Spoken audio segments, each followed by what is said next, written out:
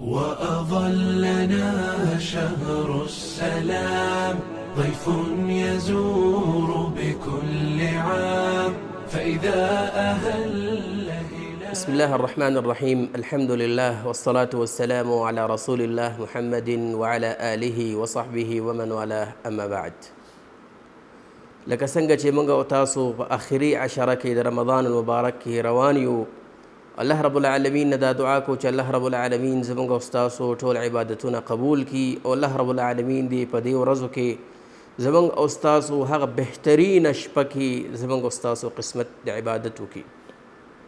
زما ورونو، په دې کې یو شپه ده چې هغه د لیلة القدر شپه ده، چې هغه په کال کې یو ځل په دې 10 شپو کې راځي. په کار ده چې هغې باندې اهتمام وشي، نو د هغې باندې د هغې د خیر او د فضیلت باره کې مختصر شکل باندې خبرې کوو.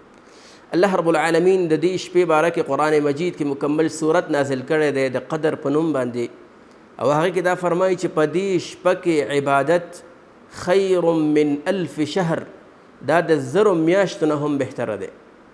راځئ چې د 1000 میاشتو عبادت 1000 میاشتو کې وګور، 1000 میاشتو څو کاله راځي؟ تقریبا دا 4 کاله راځي. یعنی که ته چېرته په دې کې شپه کې ته سجده وکړې 4 کاله سجدې سره دا برابره ده. که په دې شپه کې تا صدقه ورکړه 4 کاله صدقو سره دا برابره ده. که په دې شپه کې تا رکعات وکړه، رکوع دې وکړه 4 کاله عبادت سره دا برابره ده. بل غټ خیر او فضیلت په دې کې دا دی چې تنزل الملائکة، ټولې ملائکې په دې شپه باندې راښکته کېږي، ورسره څوکي والروح، جبریل علیه الصلاة والسلام ورسره. جبریل علیه الصلاة والسلام د رسول الله صلی الله علیه وسلم د وفات نه بعد بیا ځمکې ته نه راځي، کال کې دغه یو شپه باندې راځي چې هغه د لیلة القدر شپه ده.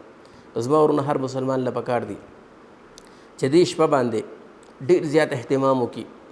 د تېر شوي 20 شپې 20 ورځې عبادت رانه نه ده شوی، تقصیر رانه شوی، کمی رانه شوی. پکار ده چې موږ په دې 10 شپو کې ډېر زیات کوشش وکړو، د رسول الله صلی الله علیه وسلم اتباع وکړو.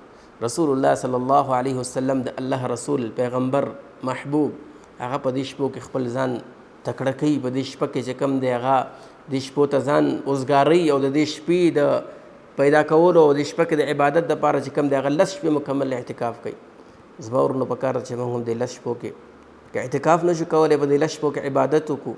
په دې 10 شپو کې دا خوب د الله دپاره پرېږدو، عبادت ته موږ او تاسو دغه وکړو. بل دا چې انسان په دې کې هره دعا وکړي، الله رب العالمین هغه قبلوي. د قبولیت وخت دی، هر انسان له پکار دی چې دې باندې ډېر زیات اهتمام وکړي. ځکه رسول الله صلی الله علیه وسلم فرمایي چې هغه انسان کې هیڅ خیر نشته رغم انف چې د رمضان میاشت په هغې باندې تېره شي، هغه د الله رب العالمین رضا حاصله نه کړي، هغه جنت حاصل نه کړي، هغه خپل ګناهونه معاف نه کړي، هغه د جهنم نه خپل ځان چې کوم دی هغه آزاد نه کړي. الله رب العالمین د زموږ او ستاسو په دې کې قسمت وکړي، او الله رب العالمین د زموږ او ستاسو عبادتونه قبول کړي، او الله رب العالمین د موږ او تاسو د جهنم د اور نه خلاص کړي. وصلی الله علی النبي محمد وعلى آله وصحبه اجمعین.